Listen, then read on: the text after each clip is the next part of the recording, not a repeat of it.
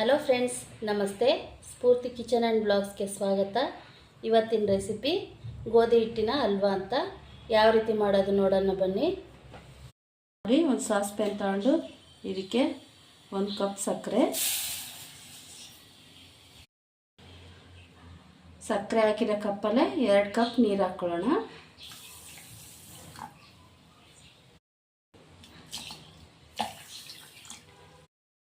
ಇದು ಸಕ್ಕರೆ ಕರಗಿಸ್ಕೊಂಡ್ರೆ ಸಾಕು. ಇದು ಕರಗಿಸ್ಕೊಳ್ಳೋಣ. ಈಗ ನೋಡಿ, ಒಂದು ಪ್ಯಾನ್ ಇಟ್ಕೊಂಡಿದ್ದೀನಿ. ಇದಕ್ಕೆ 1 ಕಪ್ ತುಪ್ಪ ಹಾಕ್ಕೊಳ್ಳೋಣ. ಈಗ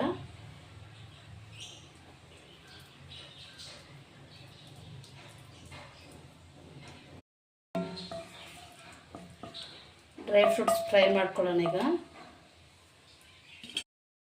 ನೋಡಿ, ಸ್ವಲ್ಪ ಗೋಡಂಬಿ ಮತ್ತು ಬಾದಾಮಿ ಚಿಕ್ಕದಾಗಿ ಕಟ್ ಮಾಡ್ಕೊಂಡಿದ್ದೀನಿ.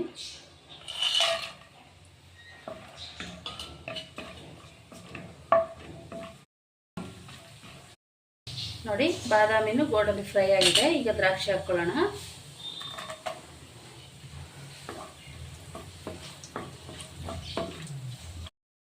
ನೋಡಿ, ದ್ರಾಕ್ಷಿನೂ ಸಹ ಫ್ರೈ ಆಗಿದೆ. ಈಗ ತೆಗೆದಿಟ್ಕೊಂಡ್ಬಿಡೋಣ ಸೈಡಿಗೆ.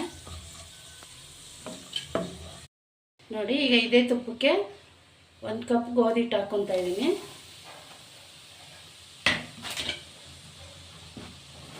ಇದನ್ನ ಸಹ ಚೆನ್ನಾಗಿ ಹುರ್ಕೊಳ್ಳೋಣ ತುಪ್ಪದಲ್ಲಿ. ನೋಡಿ, ಗೋಧಿ ಹಿಟ್ಟೆಲ್ಲ ಈಗ ತುಪ್ಪನ ಚೆನ್ನಾಗಿ ಅಬ್ಸರ್ವ್ ಮಾಡ್ಕೊಂಡಿದೆ. ಮತ್ತೆ ರಿಲೀಸ್ ಮಾಡೋವರೆಗೂ ನಾವು ಹುರಿಬೇಕು ಚೆನ್ನಾಗಿ, ಇಲ್ಲಾಂದರೆ ಹಸಿ ವಾಸನೆ ಬಂದ್ಬಿಡುತ್ತೆ ಅಲ್ವಾ.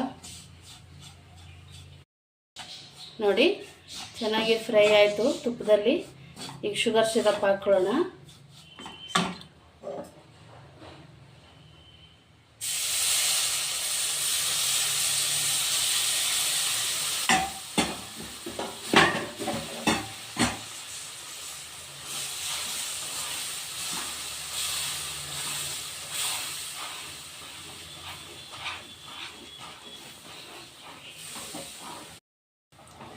ನೋಡಿ, ಕೈ ಬಿಡದೆ ಕೈ ಆಡಿಸ್ತಾನೆ ಇರಬೇಕು, ಇಲ್ಲಾಂದರೆ ತಳ ಹತ್ಬಿಡುತ್ತೆ.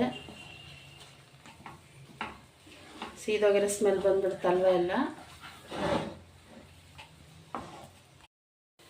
ನೋಡಿ, ಹಲ್ವಾ ರೆಡಿ ಆಯಿತು. ಡ್ರೈ ಫ್ರೂಟ್ಸ್ ಹಾಕ್ಕೊಂಡು ಒಂದ್ಸರಿ ಮಿಕ್ಸ್ ಮಾಡ್ಕೊಬಿಡೋಣ.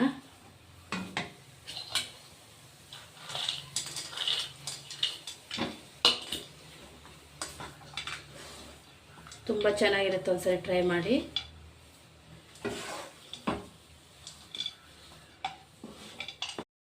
ನೋಡಿ, ಹಲ್ವಾ ರೆಡಿ ಆಯಿತು. ಬಿಸಿದಾಗಲಿ ತಣ್ಣಗಾಗಲಿ ತುಂಬ ಚೆನ್ನಾಗಿರುತ್ತೆ. ಒಂದ್ಸರಿ ಟ್ರೈ ಮಾಡಿ. ನಮ್ಮ ರೆಸಿಪಿ ಇಷ್ಟ ಆಗಿದ್ರೆ ಲೈಕ್ ಮಾಡಿ, ಶೇರ್ ಮಾಡಿ, ಸಬ್ಸ್ಕ್ರೈಬ್ ಮಾಡಿ.